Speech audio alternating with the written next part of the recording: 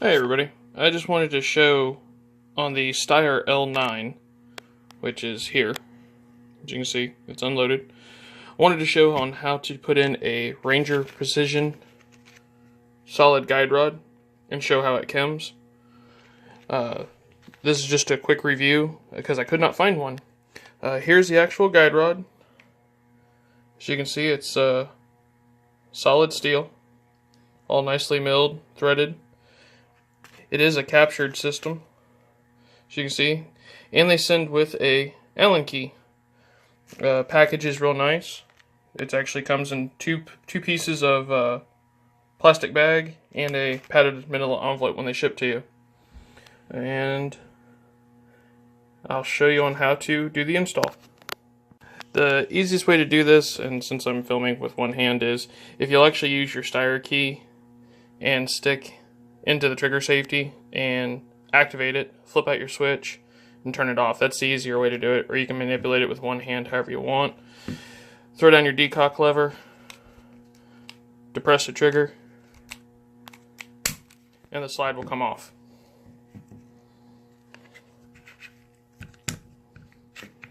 You can see how the inside's all set up. Just have to now remove your retention spring and guide rod assembly, take it out, set everything over off to the side.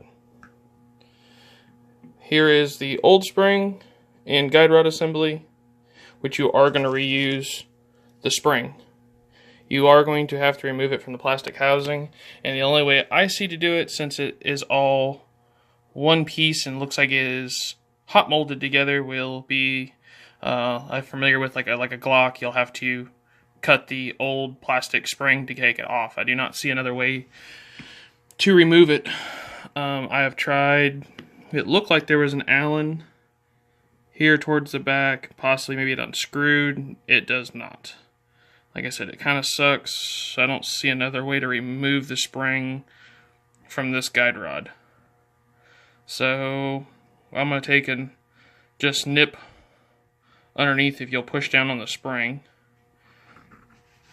I'm just going to cut the plastic and remove the spring, because that's all that's retaining it. I would assume in manufacturing that they probably just mold this over or press it. Might even be able to warm it up with a lighter and just take it off, or cut it, however you like. Alrighty.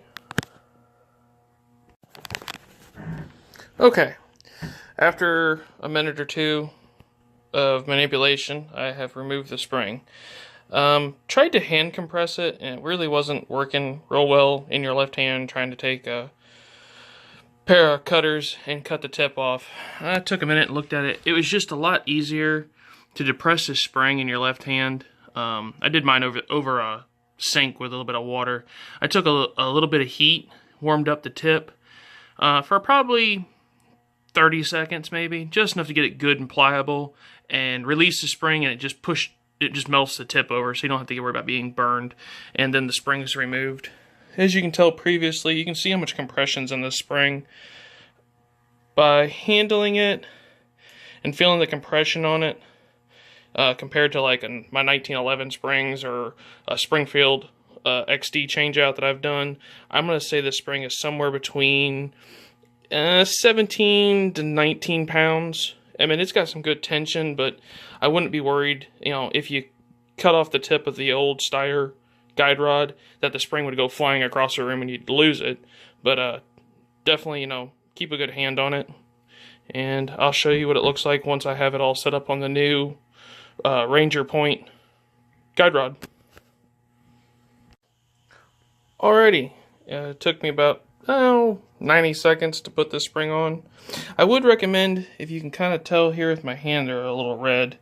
If you're messing around with this spring a whole lot and you're having difficulties trying to hold on to it, because it is a flat spring, I would recommend just grab a quick little towel, a washcloth or something to grip the spring. Not so much that it has sharp edges, but just because you're trying to decompress, a 17 or 18 pound spring, hold it in one hand and use your other hand to manipulate the capturing system, which on this is just a little screw that goes in the front, as you can tell. I would also recommend put a little bit of Loctite, or you could use super glue. An old trick I learned years ago when playing with screws or manipulating for a firearm. Women's clear fingernail polish works extremely well. Just a little light dab, set the screw. It works just the same as Loctite, but once it hardens, it's more of a gluing system. It'll actually break clean, and it's easier to clean up with a quick run of a toothbrush or cleaning thread cleaner. Alrighty, well, as you can see, the Steyr is all disassembled. The reassembly is pretty straightforward. Put it back together the same way you took it apart, but if you're confused with your slide, nothing in there, do your barrel drop in. The new solid steel guide rod, tip first.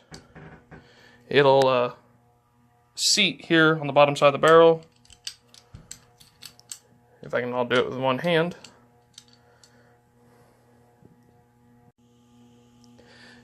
And it's set, and we'll get to see what it looks like.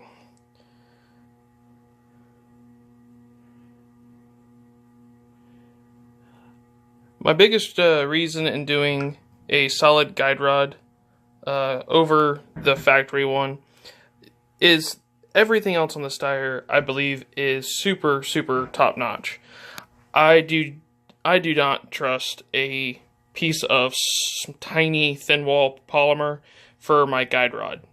Just never have. I've been a big fan over the years to change out to solid guide rods. It just worries me. I do a lot of shooting, and with the heat, I just don't want a failure. I had one years ago with a Springfield, and I changed it over to a solid guide rod, and I've never had an issue. It might not be a big concern for most people. Some people just want it because it's a new upgrade part, but I do it just for the heat. I'm just concerned that over long periods of time of shooting for what I want to do, that the plastic would fail eventually. So to go ahead and nip that in the butt, I do it now. To do the slide and mate the frame, it all just goes back together.